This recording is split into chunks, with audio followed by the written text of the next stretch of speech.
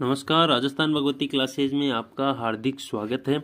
अपने जो है पॉलिटी की एक छोटी सी सीरीज या श्रृंखला आप बोल सकते हो, जिसको वो चल रही थी, जिसमें अपन ने पॉलिटी के बारे में समझा था, जिसके पीछे की 2 क्लासें जो अपन ले चुके हैं। जिसमें अपन ने राज्य के बारे में समझा था कि राज्य के कितने पार्ट जो है होते हैं, राज्य को किस किस भागों में बांटा जा सकता है, या राज्य के कितने जो है सिद्धांत है, राज्य की उत्पत्ति किस प्रकार हुई थी, किन किन सिद्धांतों को मान के जो है, जिसमें जो देवीय सिद्धांत आता है, जिसमें जो है अपने सामाजिक समझौता सिद्धांत आता है। ये सभी जो चीजें थी अपन ने समझते हुए पढ़ा था, जिसमें अपन छोटी सी, ताकि थोड़ा सा रिपीट हो जाए, आपको भी थोड़ा सा स्मरण हो जाए कि आपने क्या जो है पढ़ा था। तो अपन ने सबसे पहले जो बात की थी वो राज्य की थी, जिसमें एक भूभाग आता है, एक क्षेत्रफल आता है, एक एरिया आता है, उसके बाद में जो है पॉपुलेशन आती है, जनता आती है, उसके बाद में जो है अपने गवर्नमेंट आती है। पहले आता है क्षेत्रफल, एक आएगा अपने क्षेत्रफल के बाद में आपके इसमें जो रहने वाले जो लोग होंगे वो आएंगे। उसके बाद में इन लोगों को चलाने के लिए एक सर्वोपरि सरकार होगी, और सरकार क्या होगी, अपने संप्रभु होगी। तो ये चारों चीजें जो मिलके बनती है वो किससे बनती है, अपने राज्य से। तो राज्य मिलके बनता है भूभाग से, जनता से, सरकार से और संप्रभुता से। तो इन चारों चीजों से मिलके क्या बन रहा है, अपने राज्य बन रहा है। साथ ही जो राज्य की परिभाषा अर्थशास्त्र में जो कौटिल्य ने दी है, वो 10 भागों में जो है राज्य को बांटा है कि राज्य जो है 10 भागों से मिलके हुए बना होता है, जिसमें जो भूभाग आता है, किला आता है, राजा आता है, सेना आती है, कोष आता है, और अमात्य मतलब मंत्री आता है, और मित्र आता है। ये जो 7 चीजें थी, सॉरी 10 लिख दिया मैंने, जो 7 चीजें थी, इनसे मिलके हुए क्या बनता है, अपने राज्य बनता है। जिसमें क्या कहा था कि क्षेत्रफल आता है, उसमें एक किला बना होगा आपका, उसको चलाने के लिए एक राजा होगा, उसमें आपके मंत्री भी होंगे, उसमें आपके एक कोष भी होगा, राजकोष भी होगा, उसमें आपके एक राजकोष भी होगा, उसमें आपकी एक सेना भी होगी, उसमें आपके एक राजा होगा, उसके बाद में आपके पास में एक क्या होना चाहिए, एक अच्छा मित्र भी होना चाहिए। तो ये 7 चीजों को शामिल किया था अर्थशास्त्र में, राज्य की परिभाषा में। तो ये राज्य की परिभाषा अपन ने देख ली थी। उसके बाद में राज्य के लिए सिद्धांत देखे थे। उसके बाद में अपन ने देखा था कि राजतंत्र क्या होता है, मोनार्ची सिस्टम क्या होता है, मोनार्क क्या होता है, राजा उसमें प्रधान होता है राजतंत्र में, जिसमें राजतंत्र के 3 भाग जो है अपन ने समझे थे। जिसमें पहला जो भाग आता है वो आता है अपनी विधायिका, दूसरा जो भाग आता है अपनी कार्यपालिका, तीसरा जो भाग आता है अपने न्यायपालिका। ये जो 3 भाग है, इनको अपन ने अच्छी प्रकार से समझ लिया था। उसके बाद में जो है अपन ने मोंटेस्क्यू की जो विचारधारा है उसके बारे में अपन ने जाना था कि मोंटेस्क्यू ने किसके बारे में क्या कहा है। अब जो है उसके आगे अपन ने जो है लोकतंत्र को समझा था कि मोंटेस्क्यू ने लोकतंत्र का समर्थन किया था, इसलिए मोंटेस्क्यू के बारे में पढ़ा था। उसके बाद में लोकतंत्र को समझेंगे कि लोकतंत्र में विधायिका, 3 भाग जो है लोकतंत्र के होते हैं। डेमोक्रेसी के 3 पार्ट होते हैं, विधायिका, कार्यपालिका और न्यायपालिका, लेजिस्लेचर, एग्जीक्यूटिव और ज्यूडिशरी। विधायिका के भी अलग अलग पार्ट होते हैं, राज्य में अलग होती है, संसद के रूप में, पार्लियामेंट के रूप में काम करती है, और अगर सेंटर में तो होती है संसद के रूप में, और राज्य में होती है राज्य विधानमंडल के रूप में। कार्यपालिका भी 2 प्रकार की होती है, स्थायी कार्यपालिका और अस्थायी कार्यपालिका। न्यायपालिका भी अपनी होती है, जिसमें सुप्रीम कोर्ट सर्वोपरि होता है, हाई कोर्ट उसके अंडर आता है, और डिस्ट्रिक्ट कोर्ट उसके अंडर आते हैं। तो अपन ने ये जो है संरचना जो है अपन ने समझी थी, जिसमें अपन ने ये भी बात किया था कि जो भारत है वो किस प्रणाली पे जो है आगे चल रहा है। तो भारत जो है संसदीय शासन प्रणाली, भारत जो है संसदीय शासन प्रणाली पे आगे बढ़ रहा है। तो संसदीय शासन प्रणाली को भी अपन ने समझा था कि संसदीय शासन प्रणाली होती क्या है। तो इन सभी चीजों की जो है अपन ने चर्चा कर ली थी, जिसमें अपन ने ये भी कहा था कि दोहरी विधायिका भी भारत में कैसी होती है, दोहरी होती है। कार्यपालिका भी कैसी होती है, दोहरी होती है। लेकिन एकल पीठ के रूप में या एकल रूप से कौन सी होती है, अपने न्यायपालिका। तो ये अपन ने कल के वीडियो में देख लिया। अगर आपने जो पीछे का वीडियो नहीं देखा हो तो वो जाके देखिए, ताकि आपको आगे की क्लासें जो है समझ में आ जाए। आज जो अपन पढ़ेंगे कॉन्स्टिट्यूशनल असेंबली, जो संविधान सभा है, कॉन्स्टिट्यूएंट असेंबली जो है उसके बारे में पढ़ेंगे, जिसकी जो है कौन कौन सी डेट को जो है कॉन्स्टिट्यूएंट असेंबली में क्या क्या हुआ था वो अपन आज की क्लास में पढ़ेंगे। तो इसमें जो कॉन्स्टिट्यूएंट असेंबली की अपन इसमें अब इस वीडियो में जो है बात करेंगे। तो कॉन्स्टिट्यूएंट असेंबली होती क्या है, इसको अपन समझने की कोशिश करते हैं। तो भारत में भारत जो राज्य होता है, भारत जो देश होता है, इसमें मुख्य अगर कोई पार्ट होता है तो वो है संविधान।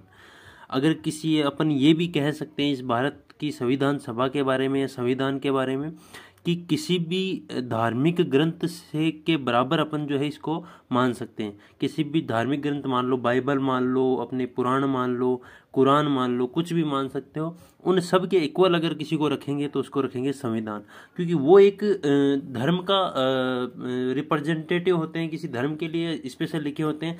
लेकिन संविधान जो है वो एक भारत देश के लिए लिखा गया है, जिसमें ना किसी जाति का ना किसी जाति की बात आती है, ना किसी धर्म की बात आती है, केवल पूरे भारत की, संपूर्ण भारत की इसमें जो है बात आती है। इसलिए संविधान सभा एक इम्पोर्टेंट अपने लिए होती है, जिसमें संविधान का निर्माण हुआ है, जो कि भारत की आधारशिला है, जिसके द्वारा जो है भारत देश जो है चलता है। तो अपन संविधान सभा की बात करेंगे कि कॉन्स्टिट्यूएंट असेंबली थी क्या, कॉन्स्टिट्यूएंट असेंबली में क्या क्या था, कब जो है सर्वप्रथम इसकी मांग रखी गई, इसकी जो दूसरी बार इसकी मांग कब रखी गई, इन सभी जो चीज़ें हैं इनकी अपन चर्चा करते हुए चल रहे हैं। ये एक इम्पोर्टेंट फैक्ट्स है जो आपको याद करने ही पड़ेंगे। इसलिए सबसे पहले जो है संविधान सभा की कॉन्स्टिट्यूएंट असेंबली की अगर किसी ने बात की थी तो 1895 ईस्वी में की थी, जब बाल गंगाधर तिलक थे।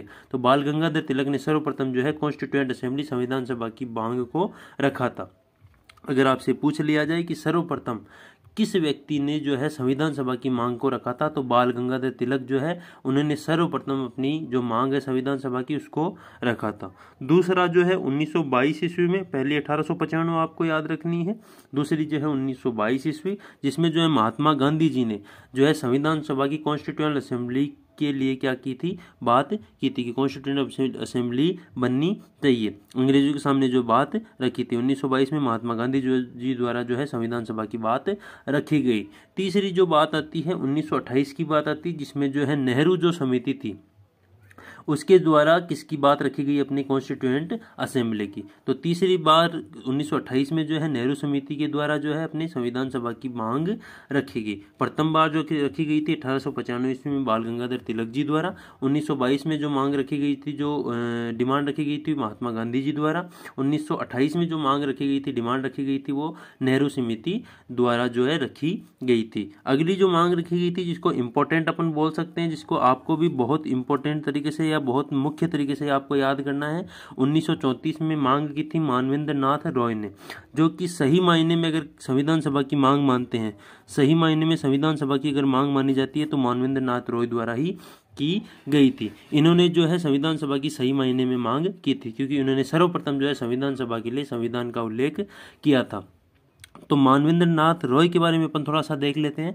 ये जो मानवेंद्र नाथ रॉय थे साम्यवादी आंदोलन के जनक थे। इनको जो है सर्वप्रथम जो है, जब ये छोटी उम्र के थे, या ऐसे मान सकते हैं 22 से 25 साल के लगभग जो थे, तो इन्होंने साम्यवादी आंदोलन का जनक के रूप में काम किया था। इन्होंने साम्यवादी जो आंदोलन होता है उसकी प्रचार प्रसार उन्होंने किया था। जो इसका कम्युनिस्ट जो मूवमेंट होता है, इसके जो फादर कहे जाते हैं वो कहे जाते हैं अपने मानवेंद्र नाथ रॉय, जिसमें जो है ये माना जाता है कि जो साम्यवादी जो विचारधारा होती है सबसे निम्न स्तर की विचारधारा इसको माना जाता है। इसलिए जो है जैसे जैसे समय बीतता गया, मानवेंद्र नाथ रॉय को ये पता चला कि जो साम्यवादी जो विचारधारा होती है इसको जो है निम्न स्तर की विचारधारा माना जाता है। इसलिए अपने को साम्यवादी विचारधारा से अपने को दूर होता हुआ जाना है। इसलिए जो है मानवेंद्र नाथ रॉय द्वारा साम्यवादी विचारधारा का प्रचार प्रसार ना करके आगे जाके जो है इसका विरोध किया गया, और आगे जाके नव मानववाद और उत्कट जो विचारधारा थी इसका जो है उल्लेख इन्होंने किया है। तो इन्होंने दो प्रकार की जो है विचारधारा दी है, जिसमें पहले इन्होंने साम्यवादी आंदोलन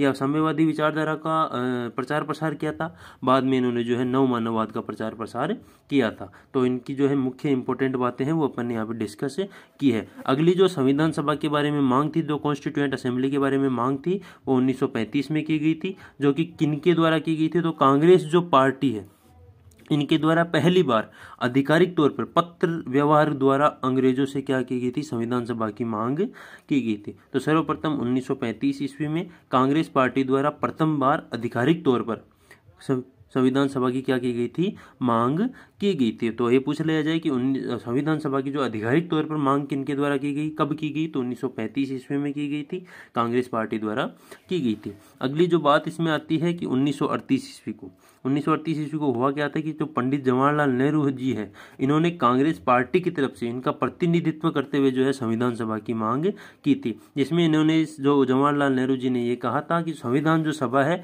उसका जो मतदान होना चाहिए, जो इसको जो चयन होना चाहिए वो अपने सार्वभौमिक वयस्क मतदान के आधार पर होना चाहिए।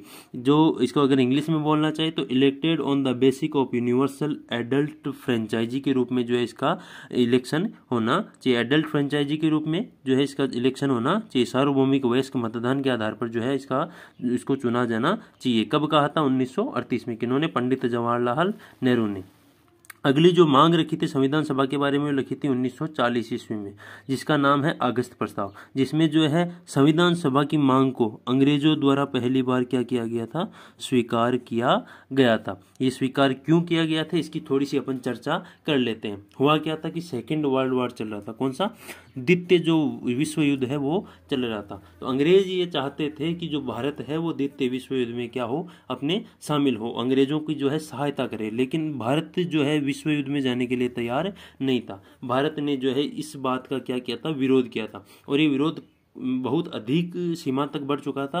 इसलिए अंग्रेजों ने जो है आगे जाके दबाव डाला था भारत पे, लेकिन ज़्यादा नहीं डाल पाए और भारत जो है इसमें शामिल, द्वितीय विश्व युद्ध में शामिल नहीं हुआ था। और विरोध बढ़ने के कारण अंग्रेजों ने जो है भारतीयों को खुश करने के लिए 1940 में के अगस्त प्रस्ताव में क्या कर लिया था? संविधान सभा की मांग को क्या कर लिया था?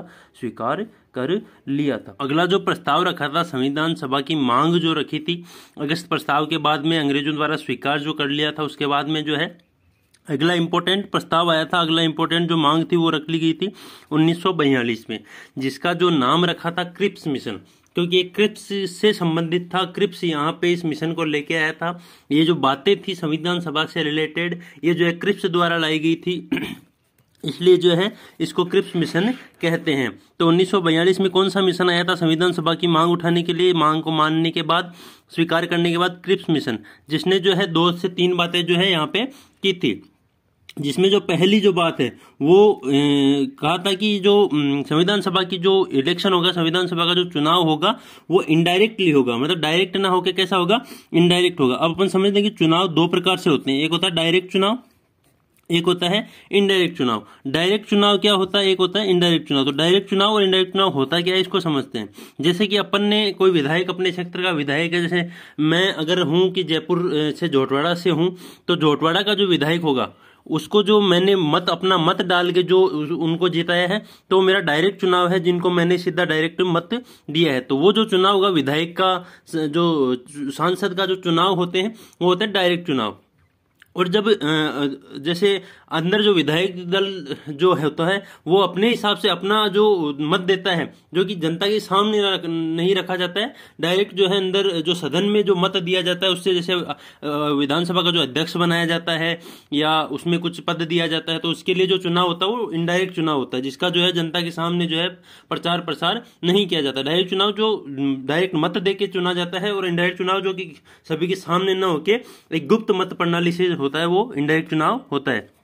तो जो संविधान सभा का जो चुनाव होगा वो कैसा होगा? अप्रत्यक्ष रूप से होगा। इनडायरेक्टली जो होगा वो इलेक्टेड होगा भाई, इनडायरेक्टली मतलब अप्रत्यक्ष रूप से इसका क्या होगा? संविधान सभा में निर्वाचन होगा।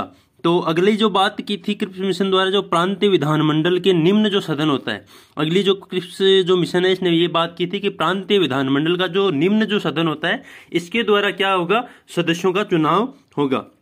प्रांतीय विधानमंडल के जो निम्न सदन होता है या प्रांतीय विधानमंडल का जो निम्नतम सदन होता है उसके द्वारा, उसके सदस्यों द्वारा जो है ये जो है संविधान सभा की जो है चुनी जाएगी। अगर इसको इंग्लिश में देखें तो ये इसमें अपन बोलेंगे कि जो मेंबर होंगे, जो कॉन्स्टिट्यूशनल असेंबली के जो मेंबर होंगे वो प्रोविजनल लेजिस्लेचर द्वारा इलेक्टेड होंगे। प्रांतीय विधानमंडल के जो निम्न है, जो लो सदन होता है, लोअर जो हाउस होता है, उसके द्वारा क्या होंगे? इलेक्टेड होंगे। अगली जो बात की थी क्रिप्स मिशन द्वारा कि एकल संक्रमणीय मत प्रणाली जो है, इस क्रिप्स मिशन द्वारा ये बोला गया था कि एकल संक्रमणीय मत प्रणाली द्वारा जो है इसका चुनाव होगा। सिंगल ट्रांसफरेबल वोट द्वारा जो है इसका चुनाव होगा। तो 2 से 3 जो बातें थी किसने की थी? क्रिप्स मिशन ने की थी कि जो संविधान सभा है इसका जो चुनाव होगा अप्रत्यक्ष रूप से होगा। प्रांतीय विधानमंडल के जो निम्न सदन है उसके सदस्यों द्वारा जो है इसके जो है पदों को या इसके सदस्यों को चुना जाएगा। इसमें जो है एकल संक्रमणीय मत प्रणाली द्वारा क्या होगा? अपने चुनाव होगा। सिंगल ट्रांसफरेबल वोट द्वारा जो है इसका चुनाव होगा। अगला जो मिशन आया था उसके बारे में बात कर लेते हैं। 1946 उसमें डेट आती है जिसका नाम था अपने कैबिनेट मिशन। 1946 में एक मिशन आया था जिसका नाम है कैबिनेट मिशन। इसकी सिफारिशों के आधार पर क्या हुआ था, संविधान सभा का जो है निर्वाचन कर दिया गया था 1942 में। उसके बाद में 1946 में एटली प्रधानमंत्री बन गए थे। इसके बाद में एक कैबिनेट मिशन उन्होंने भेजा था। उन्होंने जो एटली प्रधानमंत्री बनने से उन्होंने वादे ये किए थे वहां पे चुनाव जीतने के लिए कि भारत को मैं एक स्वतंत्र घोषित कर दूंगा, वहां पे संविधान सभा का है जो है मैं मतलब संविधान सभा को निर्वाचित कर दूंगा। इसलिए जो है जैसे एटली प्रधानमंत्री बने उन्होंने जो है कैबिनेट मिशन भेजा 1946 में, और कैबिनेट मिशन भेजने के बाद उन्होंने जो है यहाँ पे संविधान सभा का निर्वाचन कर दिया। अब अगर बात करते हैं कि कैबिनेट मिशन में कौन कौन से सदस्य आए थे, तो पैथिक लॉरेंस आए थे, अलेक्जेंडर आए थे और क्रिप्स जो है खुद आए थे। तो तीन जो सदस्य हैं ये तीनों अपने कैबिनेट मिशन में आए थे, जिसका जो आने की डेट अगर पूछ ली जाए, वर्ष पूछ लिया जाए तो 1946। इसने जो है लगभग जो बातें थी क्रिप्स मिशन द्वारा जो बातें की गई थी वही बातें किन्होंने मानी, अपने कैबिनेट मिशन ने। तो 1946 में अपने कैबिनेट मिशन आया था, जिसकी जो बातें हैं लगभग जो है अपने क्रिप्स मिशन की बातें ही यहाँ पे लागू होती है, जिसमें प्रत्यक्ष रूप से निर्वाचन होगा, प्रांतीय विधानमंडल के जो निम्न सदन है उसके द्वारा इसके सदस्यों का चुनाव होगा, आनुपातिक प्रतिनिधित्व पद्धति द्वारा जो इनका जो चुनाव होगा। आनुपातिक प्रतिनिधित्व पद्धति होती क्या है, provisional legislation by the system of proportional representation bye mean of the single transferable vote. मतलब आनुपातिक पद्धति से इसका चुनाव होगा और एकल संक्रमण मत जो प्रणाली होती है उसके द्वारा इसको चुना जाएगा। इसमें जो वही बातें की गई है जो क्रिप्स मिशन ने की गई थी, प्रांतीय विधानमंडल के निम्न सदन द्वारा जो इसके सदस्यों का चुनाव होगा, एकल संक्रमणीय मत प्रणाली का इसमें प्रयोग होगा, अप्रत्यक्ष रूप से निर्वाचन होगा। ये जो सभी बातें हैं इसमें जो है कैबिनेट मिशन द्वारा जो है संविधान सभा के निर्वाचन के लिए की गई थी।